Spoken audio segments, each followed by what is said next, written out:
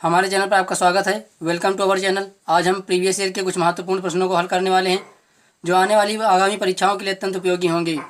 तो वीडियो को शुरू करने से पहले आपसे रिक्वेस्ट है कि अगर आप हमारे चैनल में पहली बार आए हैं तो हमारे चैनल को सब्सक्राइब कर लें और बेल आइकन को ऑल पर सेट कर लें ताकि आने वाली वीडियो की नोटिफिकेशन आप तक समय पर पहुँच सके। तो चलिए वीडियो शुरू करते हैं। पहला क्वेश्चन है 36×18/125/75 बराबर क्वेश्चन मार्क। तो यहाँ पर 36 को क्या लिख सकते हैं? 6 की घात 2 लिख सकते हैं। और 18 को क्या लिख सकते हैं? 6×3। और बटे में 125 5 की घात 3 होता है और गुणे 75 को लिखेंगे 25×3। तो यहाँ पर 6 की घात 2 थी, यहाँ पर 6 की घात 3 हो जाएगा और गुणे में 3 हो जाएगा। नीचे 25 को क्या लिखेंगे? 5 की घात 2। तो 5 की घात 2 और 5 की घात 3 मिलाकर के हो जाएगा 5 हो जाएगा, गुणे 3 हो जाएगा। तो ये कैंसिल आउट हो जाएंगे। 3 से 3 तो कितना बचेगा? 5 की घात 3 बचेगा, 6 की घात 3 बचेगा और 5 की घात 5 बचेगा। यही हमारा आंसर हो जाएगा। तो विकल्प नंबर जो हमारा सी होगा वो सही ऑप्शन हो जाएगा। अगला क्वेश्चन है √(x⁻³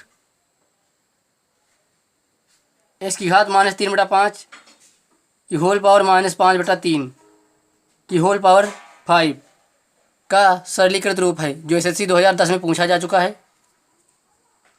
तो यहाँ पर देखेंगे तो आपको करणी में कितना है? 5 है। तो इसको हम लिखेंगे x⁻³ है और करणी में 5 है, यानी इसका मतलब क्या हुआ? 1/घात कितनी है? 5 है, यानी जब 5 का जोड़ा बनेगा तब बाहर निकलेगा। तो ये हो जाएगा। अब टोटल की घात -5/3 है और उस टोटल की घात हमारे पास 5 है। तो यहाँ पर सिंप्लीफाई अगर कर लेते हैं तो ये हमारे पास हो जाएगा -3 हो जाएगा। 3 का गुणा 1 में होगा 3 हो जाएगा और 5 का गुणा 5 में होगा तो ये 25 हो जाएगा। और फिर घात के ऊपर घात कितनी है? 5/3 है और टोटल की पावर हमारे पास 5 है। फिर यहाँ पर सॉल्व कर लेंगे तो 3 से 3 कट जाएगा और माइनस प्लस हो जाएगा और 25 कटेगा, 5 बार चला जाएगा। तो यहाँ पर बचेगा x⁻1/5 और उस टोटल की पावर 5। तो अब फिर घात के ऊपर घात गुणा होगा तो कितना बचेगा? केवल x हमारे पास बच जाएगा।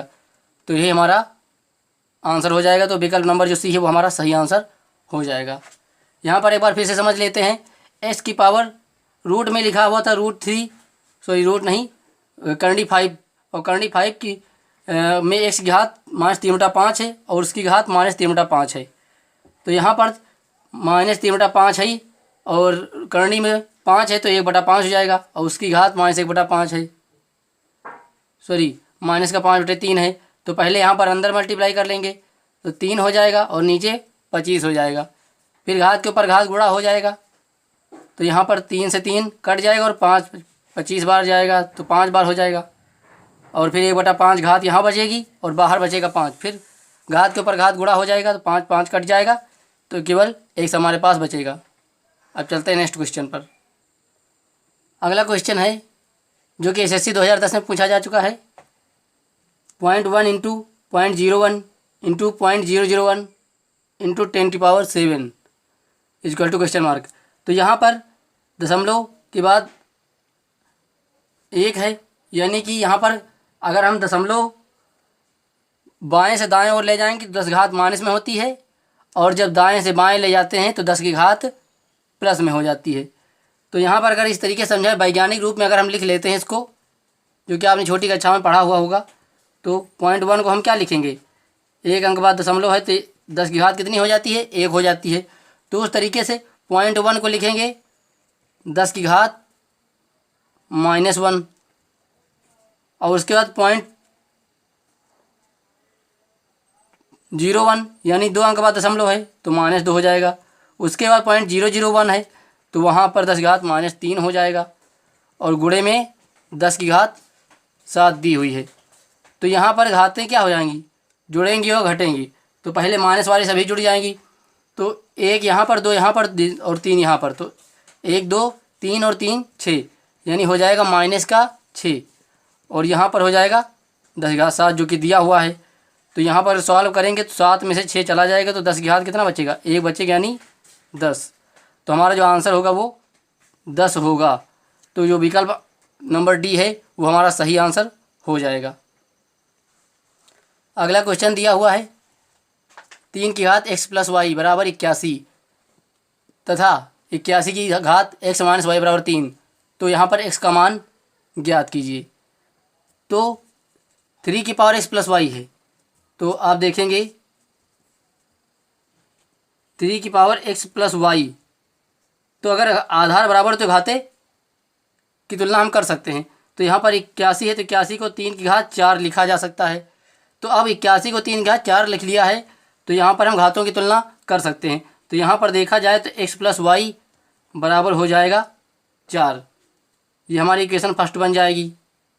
और अगर दूसरे से तुलना करेंगे तो यहाँ पर लिखा हुआ है 81 की घात x - y = 3 लिखा हुआ है जो कि यहाँ पर दिया हुआ है। अब यहाँ पर 81 को क्या लिख सकते हैं, आधार इधर 3 है तो इधर भी हमें आधार 3 बनाना होगा। तो यहाँ पर 81 को अभी हमने उसमें लिखा है 3 की घात 4 और उस टोटल की घात x - 4 = 3। इसको थोड़ा और सॉल्व कर लेते हैं तो यहाँ पर हो जाएगा 3 की घात 4x - 4y = 3। तो यहाँ पर 3 की घात हम 1 मान सकते हैं कि जो कि अगर किसी की घात कुछ नहीं होती तो वहाँ पर घात 1 होती है। तो यहाँ पर घातों की तुलना हम कर सकते हैं या हम यहाँ पर ये लिख सकते हैं कि 3 की घात 4 × x - y = 3। तो यहाँ पर घातों की तुलना करेंगे तो कितना हो जाएगा, x - y 4 × x - y बराबर कितना हो जाएगा 1। अब इसको सॉल्व करते हैं तो इक्वेशन पहले 2 मान लेते हैं। अब यहाँ पर हम दोनों को 1 का मान x का निकाल करके वहाँ पर रख देंगे तो आंसर मिल जाएगा। तो हम यहाँ पर x की वैल्यू यहाँ से निकालेंगे तो 4 - y हो जाएगी। तो x की वैल्यू 4 - y हो गई। यही उठा करके यहाँ 2 में हम रख देंगे। यह तो 4 हो जाएगा और x की जगह पे 4 - y रख देंगे तो 4 - y और एक -y पीछे भी है तो बराबर 1 हो जाएगा। 4 पहले है तो 4 लिख लिया, x की जगह पे 4 - y लिख लिया और एक y ऑलरेडी पहले से था तो वो y हो गया बराबर 1 हो जाएगा। अब इसको सॉल्व कर लेते हैं। 4 √ ब्रैकेट में 4 और y हो जाएगा 2y = 1। तो यहाँ पर देखा जाए तो 2y और 4 - 2y 4 - 2y = 1/4 क्योंकि ये गुणे में है 4 और उस पार जाएगा तो बटे में हो जाएगा। थोड़ा सा और सॉल्व कर लेते हैं। तो यहाँ पर अब आप देखेंगे 2y - 2y = 1/4 और फिर 4 उधर जाएगा तो हो जाएगा माइनस का। इसको थोड़ा सा और हल कर लेते हैं तो ये हो जाएगा 4 चौको 16। तो 16 में से 1 चला जाएगा ये वाला तो बचेगा 15/4 जो कि बचेगा माइनस का।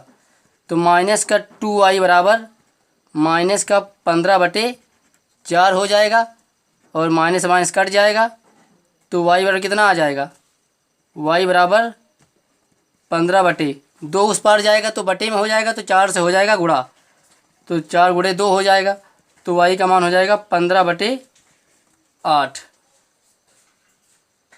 तो y का मान निकल आया है। अब ये उठाकर आप यहाँ पर रख देंगे। अगर समीकरण 1 में रख देंगे तो x का मान निकल आएगा। तो x बराबर 4 माइनस y का मान हो जाएगा 15/8। तो 8 चौको हो जाएगा 32 माइनस का 15 और टोटल का बटे 8 हो जाएगा। तो ये हो जाएगा हमारे पास 17/8। यही हमारा हो जाएगा आंसर। तो हमारा विकल्प जो होगा वो सी वाला सही विकल्प हो जाएगा। यहाँ पर एक बार ध्यान देने वाली बात यह है कि हमने यहाँ पर y का मान निकाल दिया है। अगर क्वेश्चन ने x का मान पूछा है तो क्या करेंगे, हम y के पदों में निकालेंगे। यहाँ पर अगर आपको यहाँ पर ये समीकरण 1 में ना रखना पड़ता, अगर हम यहाँ पर y का मान निकालते तो x के पदों में आता, तो x के पदों में अगर आ जाता तो सीधे डायरेक्टली x का मान निकाला जाता। यहाँ पर y का मान नहीं निकलता, लेकिन हमने y का मान निकाला, इसलिए हमें y का मान निकाल करके समीकरण 1 में रखना पड़ा, तो हमें x का मान निकला। आप सीधे y का मान निकालिए x के पदों में, तो यहाँ पर रखेंगे तो केवल x बचेगा, और जब इस एरिया में x बचेगा तो आंसर हल करने पर जो आएगा वो हमारा केवल x में आ जाएगा। तो x में आ जाएगा तो हमें मान समीकरण में नहीं रखना पड़ेगा, ये आप ज़रूर ध्यान रखिएगा। जैसे अगर मान ना रखना पड़ता तो यहाँ पर हमने निकाला था x + y की बराबर 4, तो ये हमारी पहली हो गई थी इक्वेशन। और यहाँ पर हमने क्या निकाला, 4 गुणे x - y बराबर कितना निकाला, 1 निकाला। तो उस स्थिति में आप देखेंगे कि यहाँ पर हो जाएगा 4, अंदर मल्टीप्लाई कर देंगे तो 4x - 4y बराबर 1 हो जाएगा। ये हो जाएगी हमारी इक्वेशन 2। अब हम यहाँ पर केवल y के पदों में मान निकालेंगे, तो या फिर हम दोनों पक्षों में 4 से गुणा कर लेंगे, तो यहाँ ये भी किया जा सकता है, आप जैसा चाहें वैसा कर सकते हैं। तो यहाँ पर अगर हम y का मान निकालेंगे तो कितना आ जाएगा, y - x आ जाएगा। और जो y - x आ गया है, y का मान 4 - x, यही उठा करके हम समीकरण 2 में रख देंगे। तो 4x हो गया -4, y की जगह पे रखेंगे 4 - x बराबर हो जाएगा 1। अब यहाँ पर इसको अगर हम सॉल्व करेंगे तो ये आ जाएगा 4x - 4 चौको 16 हो जाएगा, और माइनस प्लस 4x प्लस का हो जाएगा बराबर 1 हो जाएगा। तो यहाँ पर 4 4 ये हो जाएगा 8x, और बराबर उस पार जाएगा हो जाएगा 17, तो x बराबर आ जाएगा 17/8। तो यहाँ पर अगर ये बात ज़रूर आप ध्यान रखिएगा, तो हमारा विकल्प सी जो होगा वो सही आंसर हो जाएगा। अगला क्वेश्चन है x बराबर 2 + 2 की घात 2/3 + 2 की घात 1/3, तो x³ - 6x² + 6x = का मान निकालिए। तो ऐसे प्रश्न काफ़ी लेंथी होते हैं और इनका शॉर्ट ट्रिक्स भी कोई नहीं होता है, तो यहाँ पर इसको लॉन्ग मेथड से ही करना होगा। तो यहाँ पर देखेंगे, अगर 2 इधर भेज लेते हैं तो माइनस का हो जाएगा, बराबर बचेगा 2/3, और प्लस 2 की घात 1/3 बचेगा। अब दोनों पक्षों का हम घन कर देते हैं, तो घन करेंगे तो हमारे पास हो जाएगा x - 2 की घात 3 हो जाएगा, और इधर हो जाएगा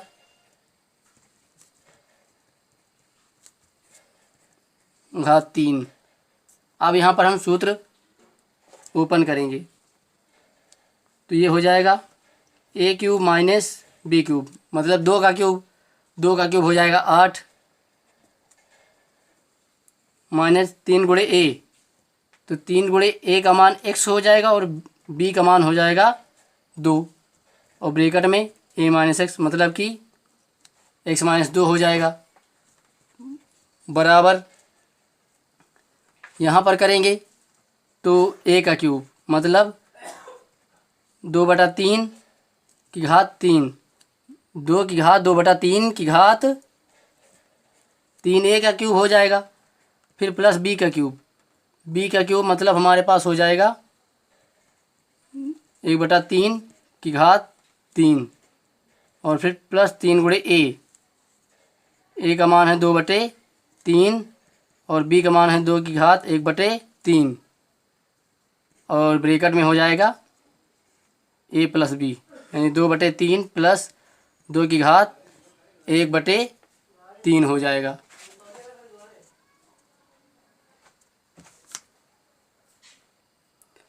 और सॉल्व करेंगे तो x³ - 8 और 3 दूनी हो जाएगा 6 और x, और ब्रैकेट में बचेगा x - 2, बराबर यहाँ पर घात के ऊपर घात गुणा होती है, लेकिन बटे में था तो 3 कट जाएगा, तो यहाँ पर 2 की घात 2 बचेगा, केवल। और प्लस का यहाँ भी घात के ऊपर घात गुणे में होती है, लेकिन बटे में है तो कट जाएगी, केवल 2 बचेगी। प्लस 3 और यहाँ पर अब देखा जाए गुणे में है तो यहाँ पर आधार बराबर है, 2 इसमें भी और 2 इसमें भी है। तो यहाँ पर हो जाएगा हमारा 2 की घात 2 बटे 3 और प्लस जब आधार बराबर हो तो घातें जुड़ जाती हैं, तो यहाँ पर घातें जुड़ जाएंगी और ब्रैकेट में बचेगा 2 की घात 2 बटा 3 प्लस 2 की घात 1 बटे 3।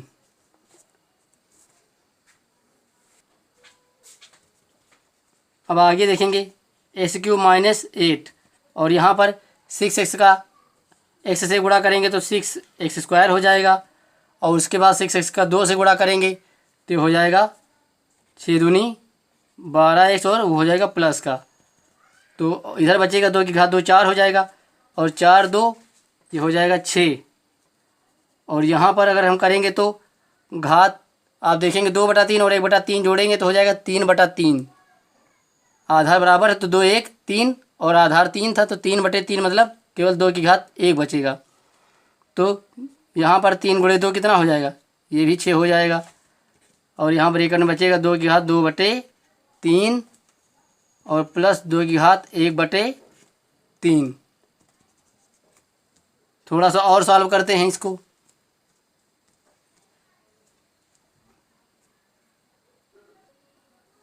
अब यहाँ पर देखेंगे x³ है माइनस 6x² है प्लस का 12x है बराबर ये 8 पक्षांतर होकर उस तरफ जाएगा तो प्लस का हो जाएगा तो ये हो जाएगा 8 6 14 हो जाएगा प्लस 6। और यहाँ पर 2 की घात 2 बटा 3 प्लस 2 की घात 1 बटे 3 जिसका मान हमने यहाँ पर निकाल के रखा हुआ है जो कि दिया हुआ है x माइनस 2। तो 2 की घात 2 बटा 3 प्लस 2 की घात 1 बटा 3 की जगह पर हम रख सकते हैं x माइनस 2 और इसको रखने के बाद हम फिर आगे सॉल्व करेंगे तो ये हो जाएगा x³ माइनस 6x² प्लस का 12x बराबर 14 प्लस ये हो जाएगा 6x माइनस 6 दूनी 12 हो जाएगा। एक स्टेप और सॉल्व करते हैं तो x³ माइनस 6x²। अब यहाँ पर 12x और यहाँ पर 6x है तो 6x उस पार जब जाएगा घूम करके तो ये माइनस का हो जाएगा और 12x में से घट के केवल 6x बचेगा वो भी प्लस का। और इधर बचेगा 14 में से 12 चला जाएगा तो केवल 2 बचेगा। और यही उसने प्रश्न ने पूछा है कि x³ minus 6x² plus 6x बराबर कितना होगा। तो यहीं पर वही चीज़ यहाँ पर लिखी हुई है कि x³ minus 6x² plus 6x बराबर 2। तो जो 2 होगा वही हमारा आंसर हो जाएगा। तो विकल्प नंबर जो सी है वो हमारा सही विकल्प होगा।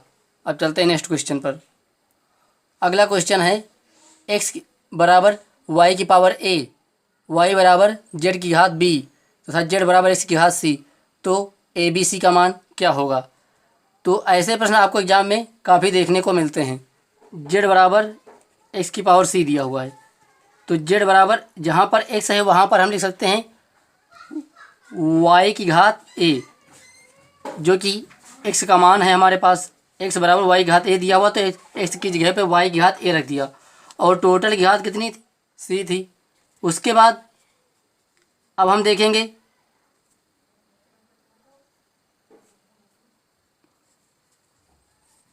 z बराबर जहाँ पर y है वहाँ पर क्या लिख सकते हैं, z की घात b लिख सकते हैं।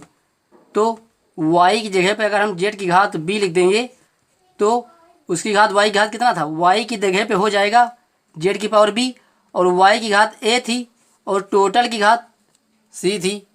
तो इस तरीके से हम z बराबर लिखेंगे, आपस में घात के ऊपर घात होती तो गुणा हो जाती है तो z की घात हो जाएगा a b और c हो जाएगा। इधर z की घात कितनी है, 1 है तो आधार बराबर हो गया तो घातों की तुलना कर सकते हैं। तो यहाँ से हमारा आंसर निकल के आ जाएगा a b c बराबर 1। तो यही हमारा आंसर हो जाएगा। तो विकल्प नंबर जो ए होगा वही हमारा सही विकल्प हो जाएगा। अगर वीडियो अच्छा लगा हो तो एक लाइक कीजिए, शेयर कीजिए और कमेंट कीजिए। और अगर हमारे चैनल पर नया हैं तो हमारे चैनल को ज़रूर से ज़रूर सब्सक्राइब कर लीजिए। Thanks for watching. तब तक के लिए आपका दिन शुभ रहे। मिलते हैं नेक्स्ट वीडियो में।